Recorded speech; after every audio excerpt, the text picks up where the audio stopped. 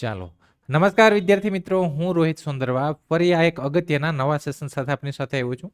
આ સેશનમાં તો કે સ્ટાફ સિલેક્શન કમિશન, જેમાં તો કે આપણે રિસન્ટલી સેશન કરેલો ફેઝ 14 એટલે કે ફેઝ જે 14ની અલગ અલગ જગ્યાઓ છે એની ભરતી આવી છે.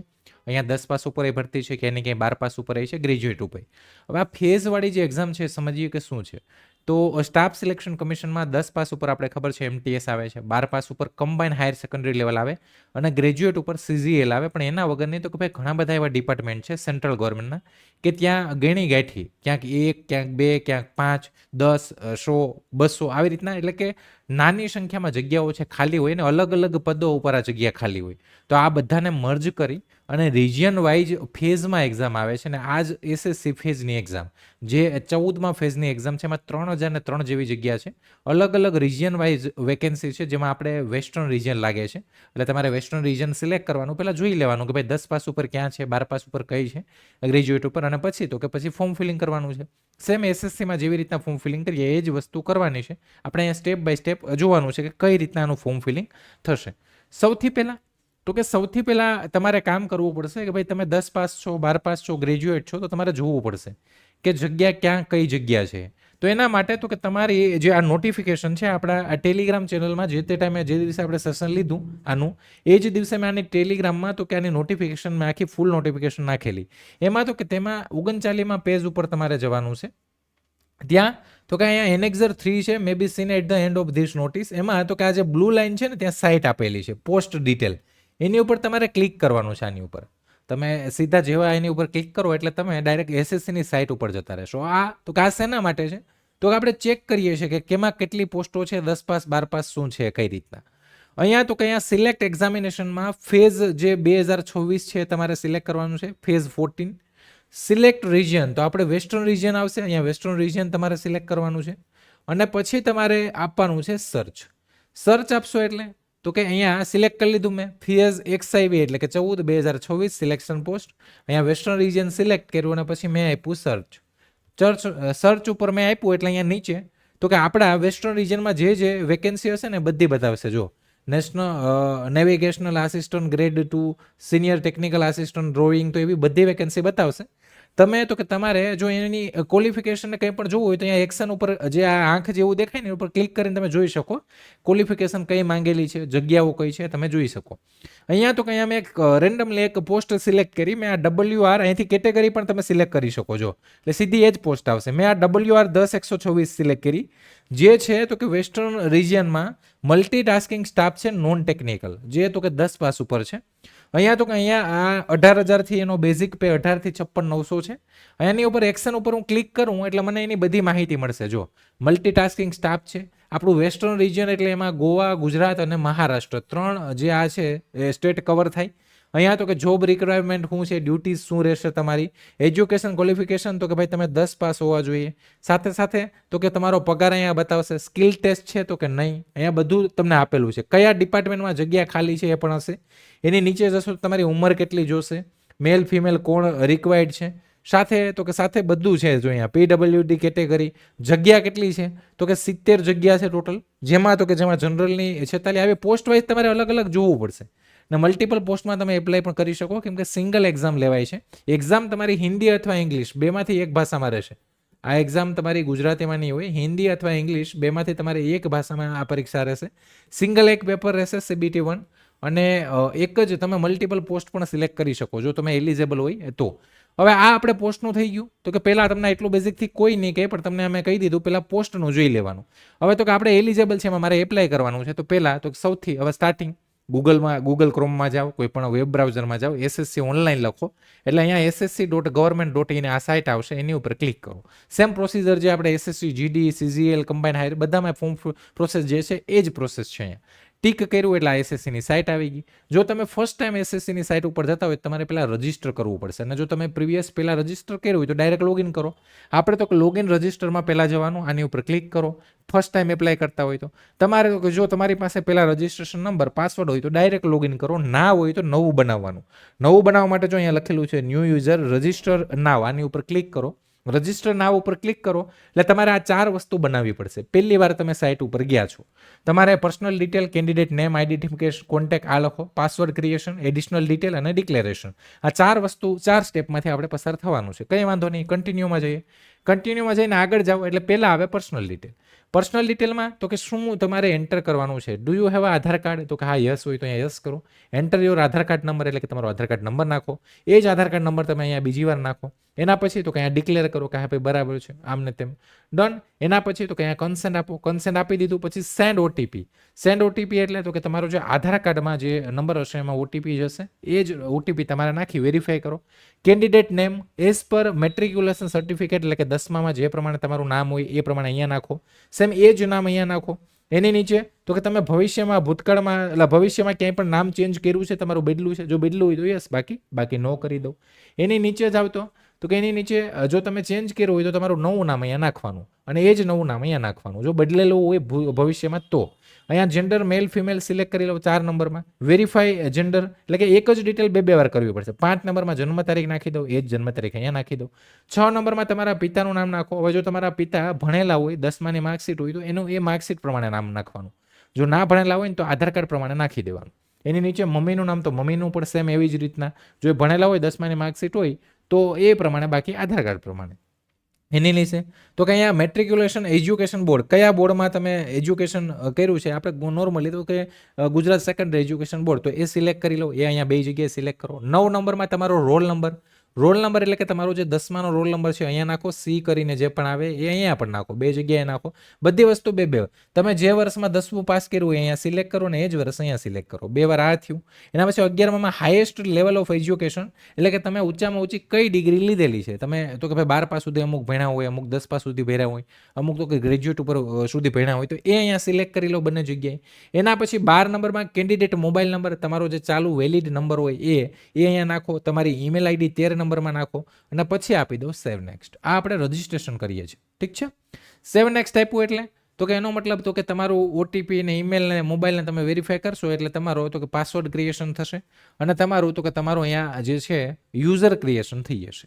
યુઝર ક્રિએશન થઈ જાય એટલે તમને એક યુઝર નેમ અને તમને રજિસ્ટ્રેશન નંબર અને તમે જે પાસવર્ડ રાખો એ પાસવર્ડ તમને અહીંયા આપવામાં આવશે. હવે એ પાસવર્ડ તમે જે રાખ્યો હોય એ અને યુઝર નેમ અહીંયા નાખી અને હવે આપવાનું છે લોગિન. આ કેપ્ચા કોડ અહીંયા નાખી દઉં અને આપી દઉં લોગિન. પહેલાં તો કે પહેલાં યુઝર બનાવવાનું છે. જો બનાવેલું હોય તો કંઈ જરૂર નથી, ડાયરેક્ટ લોગિન કરી શકો. લોગિન કરો એટલે તો કે આ તમે આવી ગયા મેન અંદરના પેજ ઉપર. આ તમારું નામ અહીંયા દેખાશે, તમારી બધી ડિટેલ અહીંયા આવી હશે, મમ્મીનું નામ, મોબાઈલ નંબર, કેમ કે આપણે ઓલરેડી રજિસ્ટર પહેલાં કરી લીધું છે. અંદર તમે આવી ગયા સાઇટમાં લોગિન કરીને. હવે અહીંયા નીચે તમે જશો એટલે અહીંયા જો લાઈવ એક્ઝામિનેશનમાં સિલેક્શન પોસ્ટ ફેઝ XIV 2024 અહીંયા ફોર્મ ફિલિંગની ડેટ ને બધું લખેલું છે. અહીંયા તમારે એપ્લાય નાવમાં જવાનું છે. એપ્લાય નાવમાં તમે જાઓ એટલે સીધા તો કે સીધું તમારું અહીંયા આવશે, બધી ઇન્સ્ટ્રક્શન આવશે, વાંચી લો કે ભાઈ બરાબર છે કે નહીં. પછી તો કે પછી ફિલ ફોર્મ ઉપર ક્લિક કરવાનું છે. ફિલ ફોર્મ ઉપર ક્લિક કરો. મોબાઈલમાં તમે માય એસએસસી આ એપ્લિકેશન ડાઉનલોડ કરી લો તો અહીંથી પણ ફોર્મ ફિલિંગ કરી શકો અને એપ્લિકેશન પણ છે એસએસસીની. હવે અહીંયા ફિલ ફોર્મમાં જાઓ એટલે અહીંયા તો કે તમારે એટલી 5 ફેઝ છે એ ડિટેલ તમારે નાખવાની છે. Candidate information, personal detail, additional information 1, 2, post detail, upload document ને પ્રિવ્યૂ ફોર્મ અને સબમિટ ફોર્મ. આ એટલી વસ્તુ તમારે કરવાની છે. પર્સનલ ડિટેલમાં પહેલાં તમારું નામ જો અહીંયા ઓટોમેટિક આવી હશે.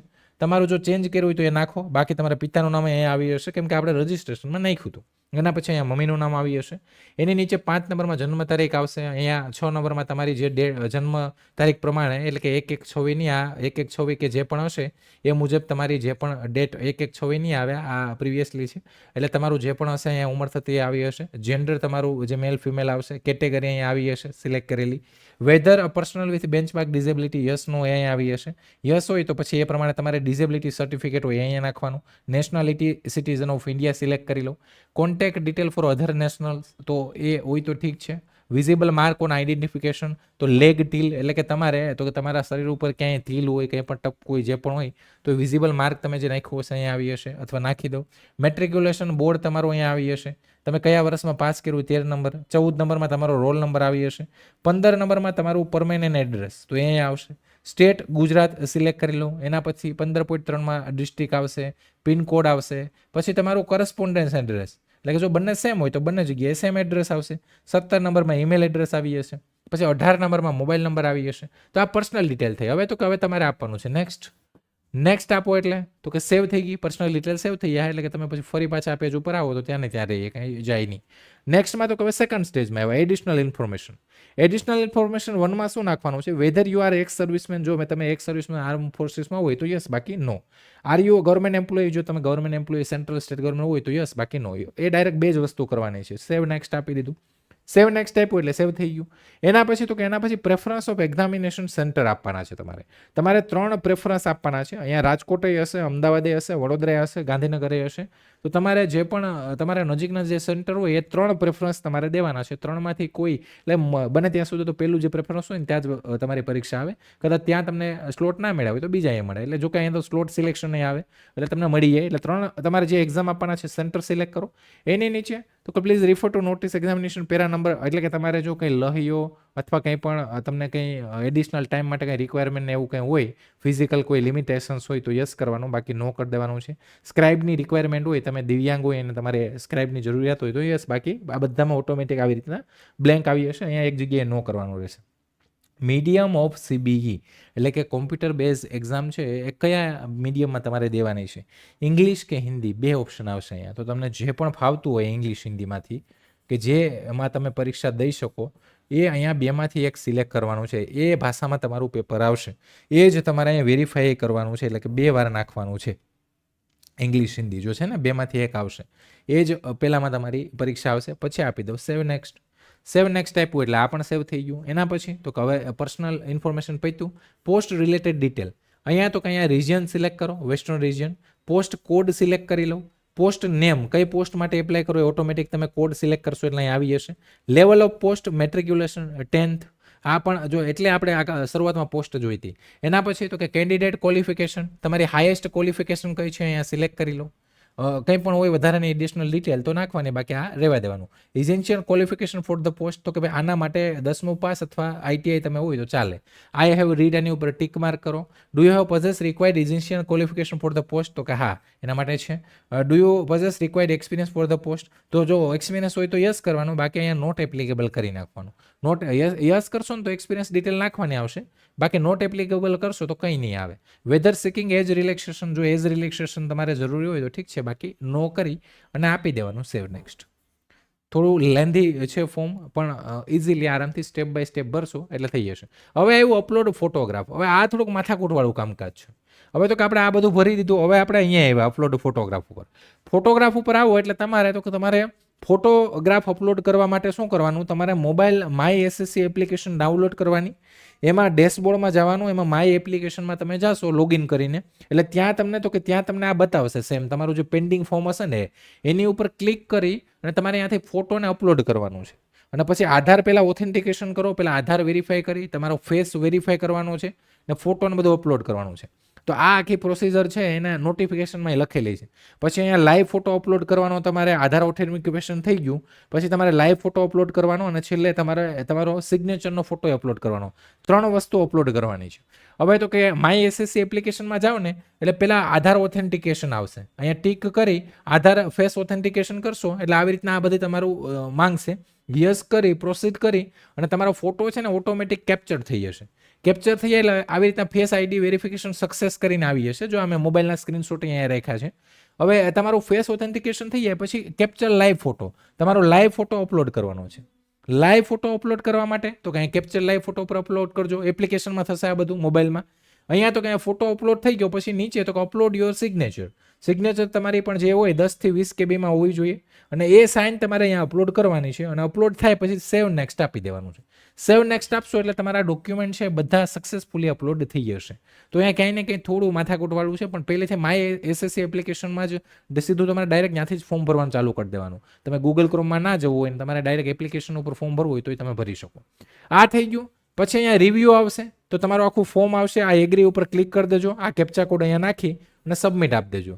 પછી જો જેને લોકોને પેમેન્ટ આવે એને મેક પેમેન્ટમાં જઈ અને તમે ડાયરેક્ટ પેમેન્ટ કરી શકો. 100 રૂપિયા અહીંયા જનરલ કેટેગરીને તો કે પેમેન્ટ આવે છે અથવા કોઈને પેમેન્ટ આવે તો પેમેન્ટ તમારે અહીંયા પે કરી દેવાનું ડાયરેક્ટ તમે તો કે ગૂગલ પે ફોન પેમાં જેને કરી શકો.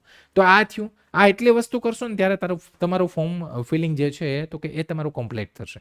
તો આપણે સ્ટેપ બાય સ્ટેપ થોડું લેન્ધી છે પણ આપણે જોઈ લીધું. તો બરાબર રીતે આ રીતના ભરી દેજો. જો કંઈ ડાઉટ ક્વેરી કંઈ પણ હોય તો કોમેન્ટ કરી દેજો. અને સાથે તો કે ભાઈ જો તમે નવા હોય, સેશન પસંદ આવ્યું હોય તો લાઇક શેર સબસ્ક્રાઈબ તો કરજો, પણ સાથે સાથે ટેલિગ્રામ છે એમાં પણ જોઈન થઈ જજો. જો સેશન તમને પસંદ આવ્યું હોય તો સેશનને શેર કરજો, લાઇક કરજો. અને પહેલાં તો કે પોસ્ટ જોઈ લેજો તમે ક્યાં એલિજિબલ છો, 10માં 12માં ગ્રેજ્યુએટમાં, એને સાઈડમાં ક્યાંય ચોપડામાં લખી લેવાનું. એ જ પછી જ્યારે પોસ્ટ પ્રેફરન્સ આવે ત્યારે તમારે ત્યાં સિલેક્ટ કરી લેવાનું. બને ત્યાં સુધી તો કે ભાઈ માય એસએસસી એપ્લિકેશન ડાઉનલોડ કરી અને ત્યાંથી જ ફોર્મ ફિલિંગ પ્રોસેસ ચેક કરજો. એકદમ બેઝિકથી સમજાવવાની કોશિશ કરીશ અને સમજાવ્યું છે. આશા રાખું કે તમને સમજાઈ ગયું હશે. કંઈ ડાઉટ ક્વેરી કંઈ પણ હોય તો કોમેન્ટ કરજો. પોસિબલ હશે તો હું તમને કોમેન્ટમાં રિપ્લાય આપી દઈશ. ચાલો, બાકી આવા જ નવા સેશન સાથે ફરી મળશું. ત્યાં સુધી રજા લઉં છું. જય હિન્દ, જય ભારત.